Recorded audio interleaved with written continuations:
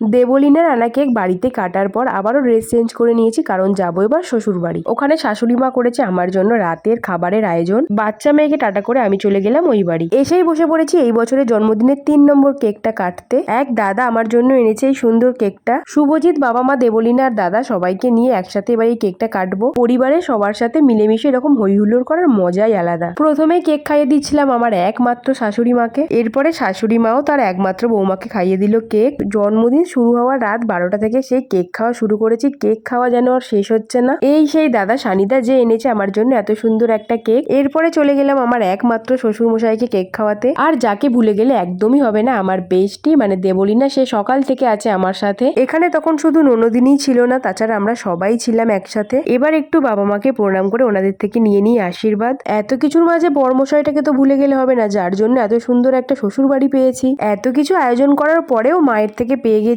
আবার জন্মদিনের উপহার। কেক কাটা ও খাওয়ার পর্ব শেষ, এবার বসবো সবাই মিলে রাতের খাবার খেতে। 5 রকম ভাজা, ডাল, তরকারি, মাছ, দই, মিষ্টি, পায়েস, চাটনি, পঞ্চব্যঞ্জন দিয়ে মা আমার জন্য একদম প্লেট সাজিয়ে দিয়েছে। সব শেষে ননদিনীর দেওয়া কেক কেটে এই বছরের জন্মদিনটা শেষ করব। একা একা কেক কাটতে ভালো লাগছিল না, তাই বাড়ির সবাই মিলেই কাটবো এই কেকটা।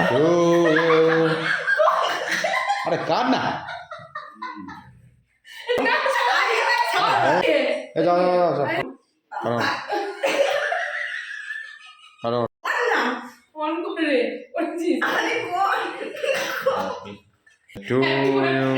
কিচ্ছু হবে না।